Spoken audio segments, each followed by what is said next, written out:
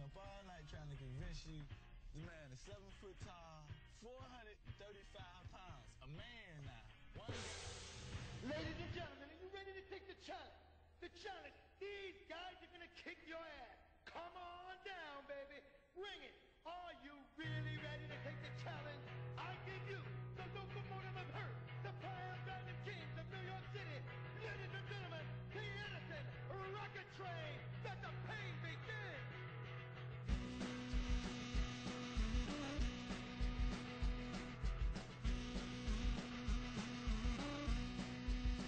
It's a natural fact that I love to attack. See your face making love to the man. And if you lie, I'm gonna block your eyes. I like to hurt, and if they know why, I like to hurt people. I like to hurt people.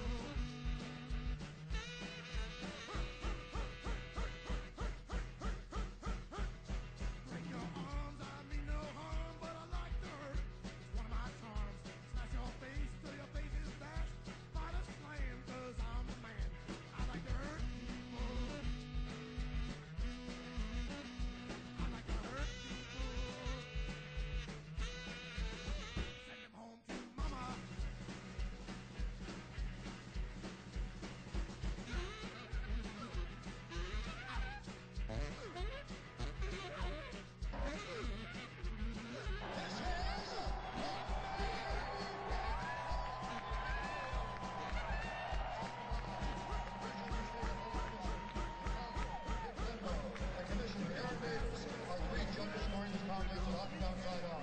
Eric Cullen, Dave Torelli, and Carlo Russo. And when the action begins, our referee in charge of the contest, Keith Peterson. This bout is sponsored by Bud Light. Here we go. And the all-new Bud Light. And Metro PCS 4G LTE for all. And now, this is the moment UFC fans around the world have been waiting for. Live from the sold-out Prudential Center in Newark, New Jersey.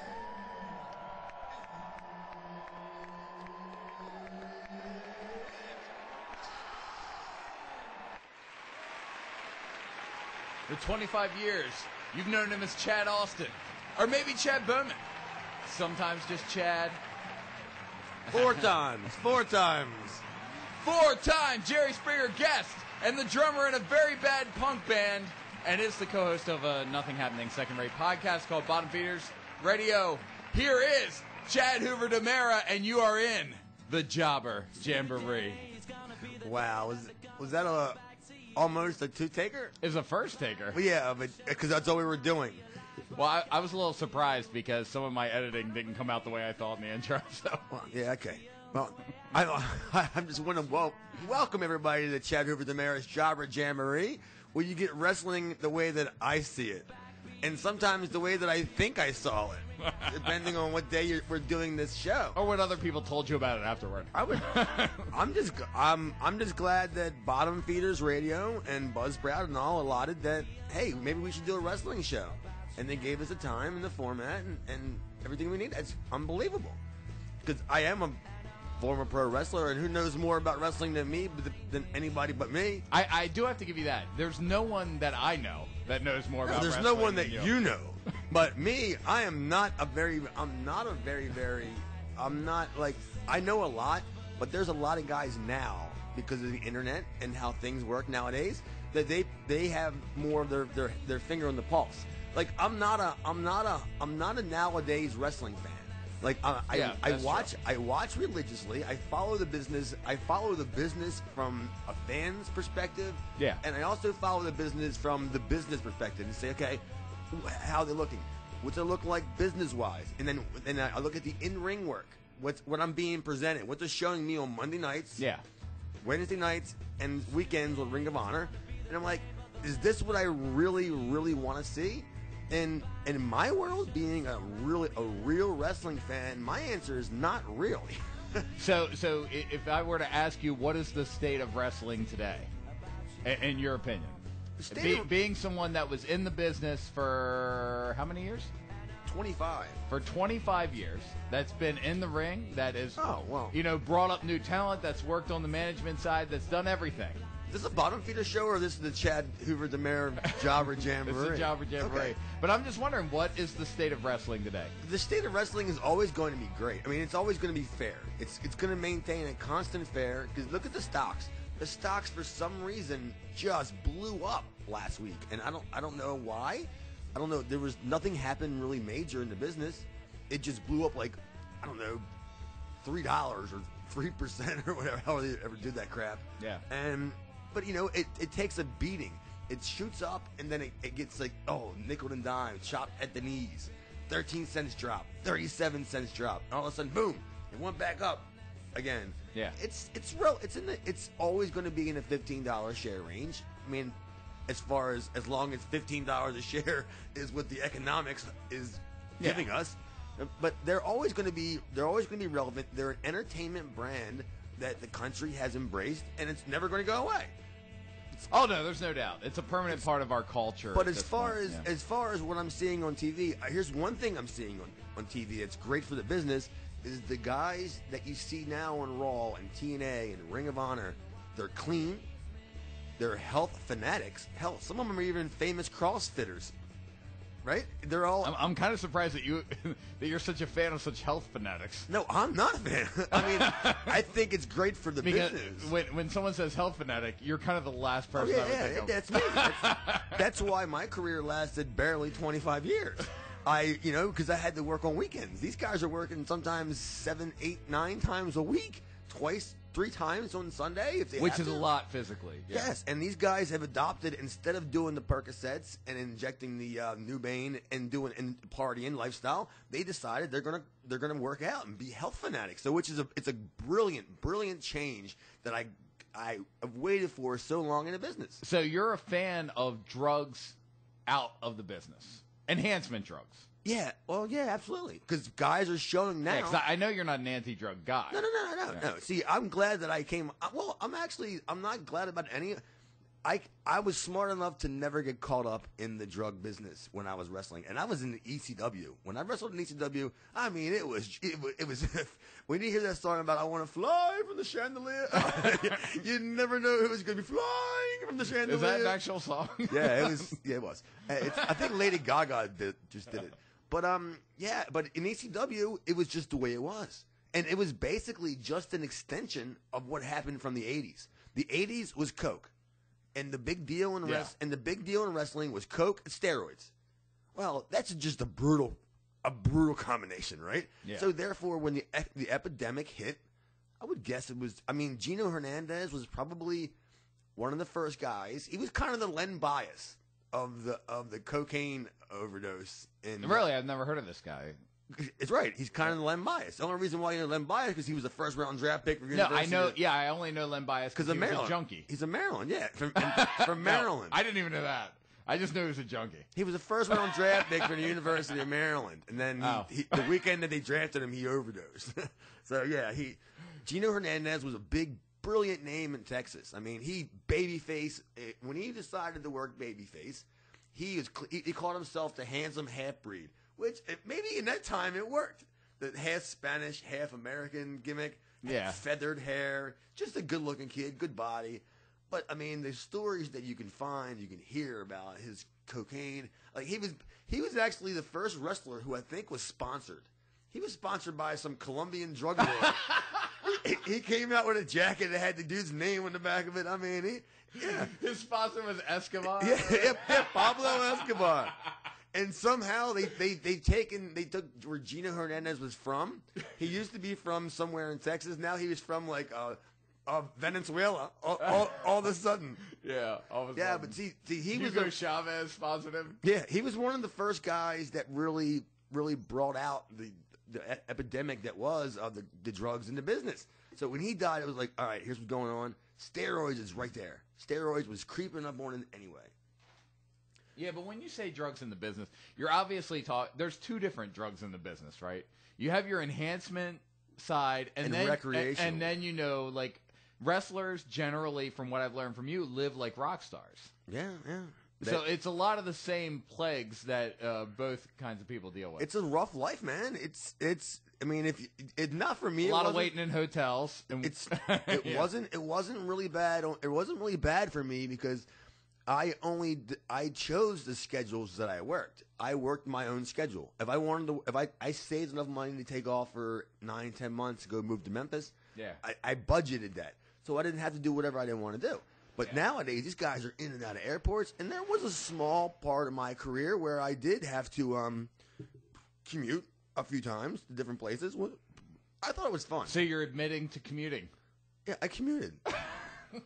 I loved it. I thought it was great because I was never, you know, when I was breaking in, I always thought it was a great thing. Wow, they get to go to different airports, different places, whatever. But it's nothing cool. It's not that cool. I loved it because I had a blast going to I get to the airport early, so I get 2 hours, 2 quality hours at the bar. And here's my airport bars open nice and early. Oh, dude, here's my thing. Here's my thing with airport people. You can be whoever you want to be. I know. At the I airport. love that. I love the airport bar. I was the wrestling guy who was living my dream, flying to Memphis or Louisville, whatever. And here's a guy who was carrying a guitar case, which may or may not have a guitar in it. Oh, yeah. And he was telling me he was flying to Akron, Ohio, to the studio. He probably had weed in it. Oh, sure. And I'm just like, well, you know, they just told me that when I land in West Memphis, Arkansas, I'm winning the world title tonight. And he goes, yeah, well, they just told me that I'm headlining the Super Bowl. And we both gave each other the good, hey, good luck, man. Maybe next time I see you, you know, it'll be under different circumstances. And we just parted And we may have to act like who we really are. Oh, yeah, right? Yeah. And, but I totally agree with you. I love that about airport bars, too.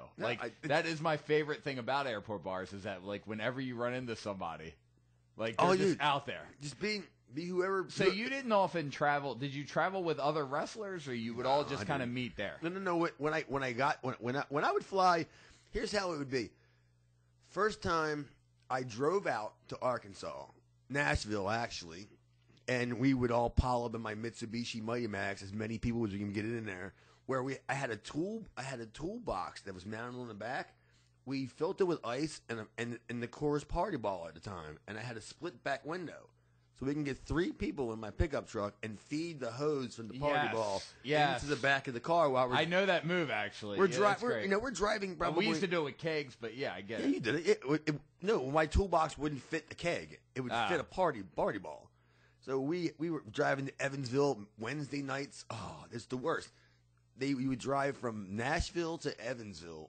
Tuesday, Louisville, Evansville, but. Wednesday was Evansville. It was such a long drive, and nobody wanted to make it. That they could never advertise a show. Like they could never give you a complete lineup because they were wondering didn't know who was going to show up. Yeah, right. So I never wanted to miss Evansville. I loved Evansville. I loved it. It was a great place to work. It was a famous building. It was historic to me as a place that this is my Madison Square Garden. Yeah, right. And it's in fucking Indiana, and. We get up there. How many people did it hold? Oh, it held a ton. How many people did it see? Dozens. So we get up there, and I loved it. I didn't want to miss. I never want to miss dates. I took great pride in. If you advertise me and I didn't even know about it, and somebody calls me and says, "Hey, you're advertised on the show," I'll just go. Fuck, I can't miss this. Right? That's just the way it is. So we're working in because you love the work. I love the work. Yeah. I mean, I was 5. You know, I mean, I'm traveling on my own. I have money because I saved up a bunch of money, and I can go out to Red Lobster or go. And these jabronis, we're all staying 4 deep in a hotel room. I'm like, I got my own suite above them, and I'm banging on the door and saying, "Hey, can you guys keep it down there? I'm trying to sleep." Oh yeah, man. That's how it used to be. It was brutal back in the. I mean, it was brutal to the guys now because they're just the demand for the access of these people is just completely out of their realm because they're used to getting up, training, flying, meeting, training, doing business, going home, or back to the hotel, and repeat. Now they got to the Make-A-Wish Foundation. They got the WWE 2015 video game that's blowing the world away. That they're doing these weekly reveals of who the new person is going to be on the show. So is that that's something that just came out? The video game? Well, no, the WWE video games have always consistently been in the top tier of video game releases, like up near. We're doing John Madden numbers.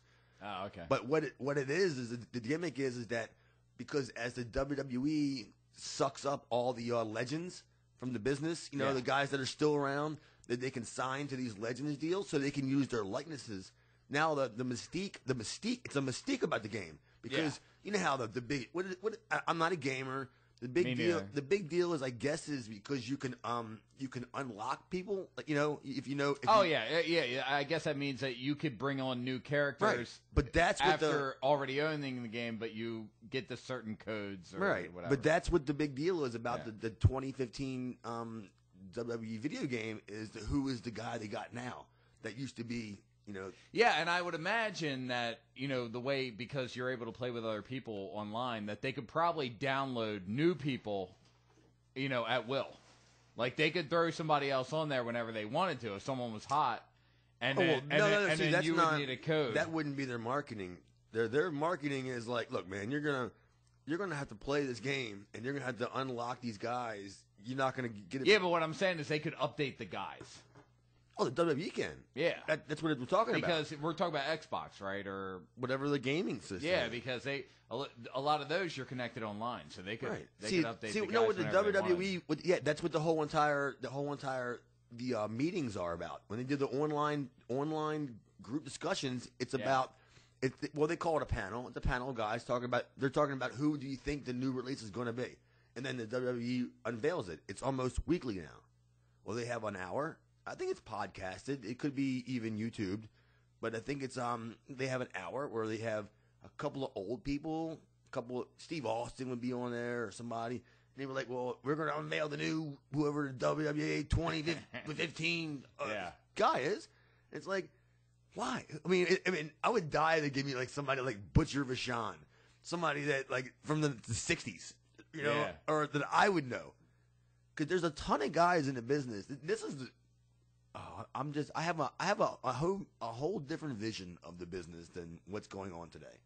I would expect drug problems, car accidents, jail time. Well, I would treat it like rock and roll. That's what it used to be. And I think that returning to that image would be a good thing. No, but you not a good thing. You sound like I know you're against that, but I kind of think it would because look how people still love rock and roll. And rock and roll is nowhere. Rock and roll's even healthy now. But not the best. Let me tell you, rock and roll now. The state of rock and roll is like people work out, they work, they power walk, they jog, they take care of themselves. Why all of a sudden? What happened? We still have our bastions. But that's the wrestlers. The wrestlers are living this lifestyle now. I mean, they're getting it, and I'm glad because it takes a lot of the ID lifestyle. They're taking vitamins and doing all it takes a lot of heat off the office because there's a lot of times that the office, would have to protect them. Yeah, and it takes a lot of heat off them. And Vince is going to pat a guy on the back like Cesaro, a phenomenal talent, big time worker who just hasn't found like his spot yet. And I see major things for Cesaro, and Vince, and he's just all natural. But what's their story going to be? Like when you write the book. Who, Vince's? WWE? No, the wrestlers. If we move towards that sort of sanitized type of industry, what are the stories? Because I know you got the best stories from the old days when guys were out of control. What are the stories going to be? We're going to run out of stories. They're totally going to dry up. I mean, they're never going to dry up because people's perception of the business is going to change by now, where they expect it's not going to be as edgy anymore because the society that's following wrestling is not as edgy anymore. It's completely as nerdy, but it's not as edgy. Yeah. And it's great that the WWE still has somebody like John Cena, who is so much of a polarizing character that he has 3 different demographics fighting over him. He's got the kids that just adore him. I mean, they go banana when they come out, right? I'm doing my Pat Patterson. When John Cena come out, the crowd go banana, right? And he comes out and the kids go banana, right? And then when he gets in the ring and he tears his shirt off, all the women's in the crowd, they go banana, right? For, right? And then he goes up and he takes off, he's wearing his, why is he still wearing jean shorts? He hasn't even got. Who wears jean shorts? Look, John Cena hasn't even gotten to the part where board shorts are out of style yet. He's like 3 pairs of shorts behind style, right? and he tears off his shirt, throws it in the crowd, and you hear every stupid broad in the building go banana over him. And then when he starts beating up on the heel, because he's a high dollar guy, so he's always going to fight high priced talent, and then all of a sudden you hear. Boo! Because the men are booing because he's winning, right? And they want the other guy to beat him up. I'm like, there's no other wrestler in the business that has 3 different demographics tearing at him for like, and each demographic is no selling the other one. The other one's like, the kids don't care that the men are booing. I love John Cena. Oh, touch me, right? And the guys are like patting him on the head, going, when you smoke your first joint. Drink your first drink of alcohol, you're not gonna think John Cena's so cool, right? and forget about CM Punk. That straight edge stuff, it ain't happening, right? That's how it's gonna be, and I love it. I think John Cena's probably when it's all said and done, maybe not my generation, but the generation that's happening right now will probably be that guy. He would be that Ric Flair of my generation.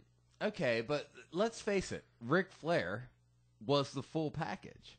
You had the behind the scenes stories, and you had what was going on in the ring, and that's what I'm saying. What we may be missing out on making legends because we're cleaning up the business. Well, that's good. Whatever's good for the boys, dude. Don't put this on the. Don't turn this into a big true Hollywood story.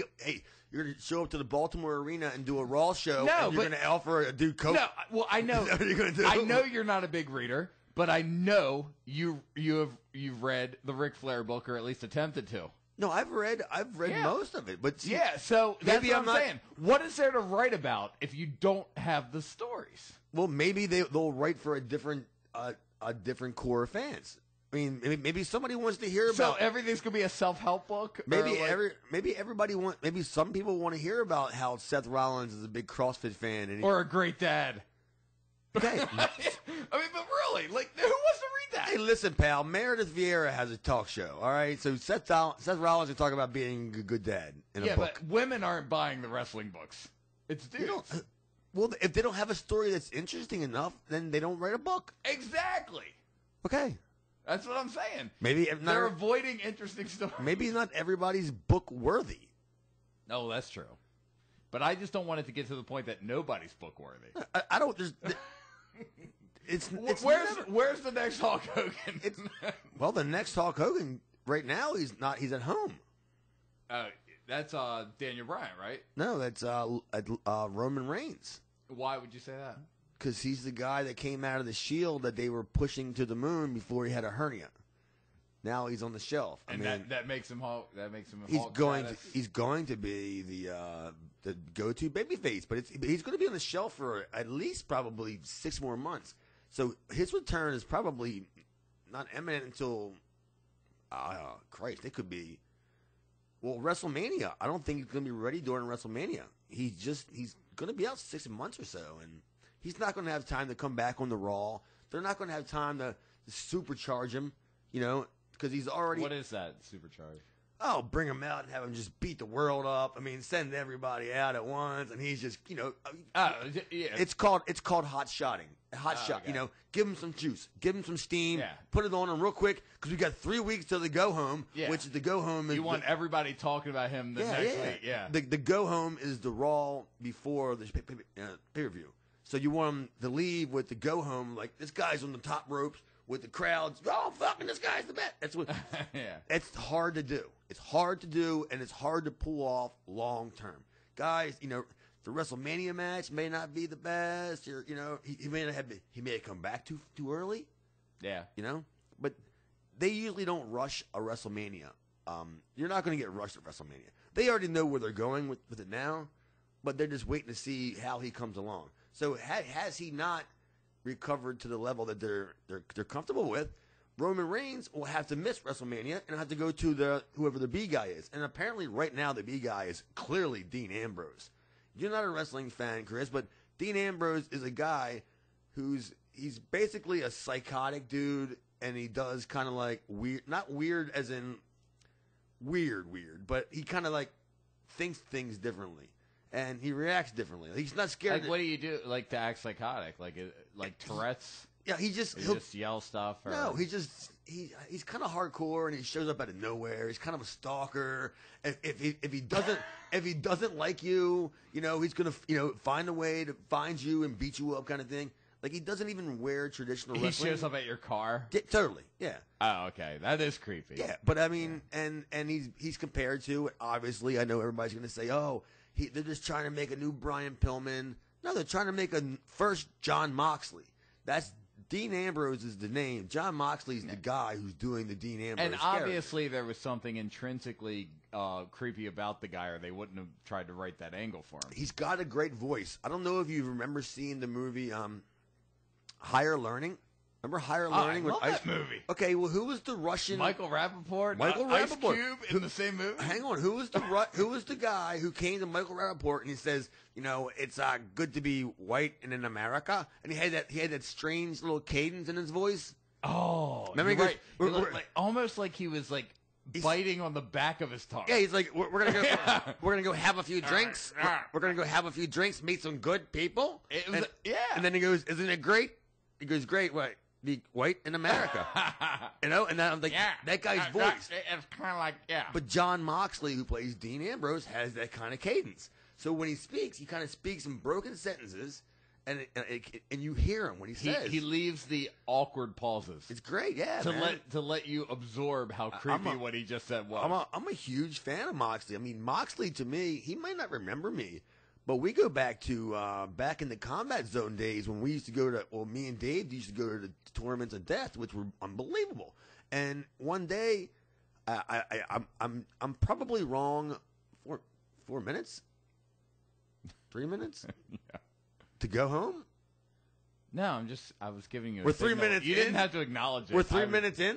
No, I was. God damn. I was okay. Anyway, yeah, we were at the Combat Zone Tournament of Death. And I believe it was the show where Nick Gage got helicoptered out because 1 out of every 3 Tournaments of Death, they have a helicopter there taking somebody away. It's brutal. Sounds like a good idea. My favorite, for something called Tournament of Death. My favorite show of the year. You may want to have an ambulance there and a fire truck. Whoever read that cops. Whoever read the opening of the program where it says for 25 years. Well, I've never paid to get into a wrestling show. Once I broke into the business. Tournament of Death, I had spent hundreds of dollars at. I go there. They might even know who I am. I just give them the $20 because I want somebody to get paid. Yeah. Somebody's going to have to get paid. Somebody should get paid for this shit. For whatever happens. And they're just unbelievable. Anyway, Nick Gage, who I believe was he's brutal. He's my favorite Tournament of Death wrestler. He does not give a shit. He'll beat you up. He'll hurt himself in the process. But you're getting hurt worse. Well, he got flown away. The main event comes up. There's no main event. So Jon Moxley, who's what year is this? I wouldn't say like 2004, 5, somewhere around there. So Jon Moxley, who's Dean Ambrose, he's like in the back in the dressing room getting dressed after his Tournament of Death matches. He's in his underwear getting dressed. He hears that there's no main event. He runs out to the fucking ring in his gear with no boots on. He's in his underwear, no knee pads, nothing, and there's broken glass in the ring, fluorescent light bulbs broken everywhere, thumbtacks, and he decides to save the show. He saves the show. He pulled off a death match naked. I mean, a naked Tournament of Death match, and he cut himself. I mean, he didn't have to quote unquote cut himself. Yeah. But he cut himself at a proxy because he's working in glass, broken glass, and he has nothing on his body but flesh. So after we saw that, me and Dave looked at each other and was like, that dude's badass, man. That dude's bad. He'll do that. He'll jump out of nowhere. Yeah. So if it's going to save the business, save the show, that's a talent. That's a heart. Well, he didn't save shit because they just had their last year, right? They had what? Tournament of Death just it's over. We right? don't know that. It's not. It's always going to be a legal battle when it comes to Combat Zone and what the state of Delaware perceives as entertainment. it's a battle that's not going to see any ending anytime soon. As long as it's brutal. It's unfortunately, I don't know who I would side with. I'm not against shutting it down because I believe it almost kind of is inhumane. But don't we pride ourselves as a country on freedom, and we can make our own choices? Yeah, we pride ourselves as a country that's allowed to hurt ourselves. Yeah. If I decide that, hey, I think mutilating myself was best for the business, then I think it's your right as an American. Right. That's what I think. So I like both arguments. So and as we go from there, I think Combat Zone jumped the shark basically when DJ Hyde took it over. So there's nowhere for the WWE is no longer taking on any new independent talent. They're only grooming themselves from within. So there's no TNA guys, no Ring of Honor guys going. It's all TNA, or it's all in-house WWE. So anyway, with that being said, I hope you guys just enjoyed your little journey back a little bit of how the business was. I mean, how I liked it. I mean, everybody likes their pizza differently, Yeah, but everybody likes pizza. Everybody likes pizza. Yeah, and wrestling is something that's going to be around forever. And if you're a guy like me and you have a kid, just spend some time, quality time with him on Monday nights, and teach him how to camel clutch. Maybe women. You want to be famous? Camel clutch somebody and put it on YouTube and hashtag camel clutch. Hey, but I'd like to thank everybody who listened today. I'm thanking Bottom Feeders Radio for allowing me to do this. Literally. Yeah, I'll get on the producer to have a website set up soon, and so I'm going to have a website with this. Yeah, why not? Okay. All right. Well, I want to thank Bottom Feeders. I want to thank Buzzsprout. I mean, there's a lot of guys that I like to thank. I'm going to thank MCW on November. Charity Beers. Huh? Charity Beers. I haven't got there yet. I want to thank MCW, a proud sponsor of the show, that it's going to have a show on November 15th where you can meet Jeff and Matt Hardy as well as RVD in Joppa, Maryland. So you want to go check them out, and you want to support Brian Hardy. BrianHardy.com, BrianHardyPunkRock.com. He's a big fan of the show, and he's a big friend of ours. And we had another one too. Possible new a new sponsor coming on board. Ham Spear. RAR. Remember we talked to the really? They had the Bottom Feeders beer. Yeah. Yeah. Apparently we were big in Cambridge. Oh no shit. And Jersey Bird Brewery. Jersey Bird Brewery. Okay, well, thanks, guys. I think that's everybody. And you can comment on this on the Bottom Feeders Facebook or however it is. Let us know your opinion. If you want to hear more, let us know, and we're glad to bring this to you. Right, Chris? Right. So all I can say is that's a wrap.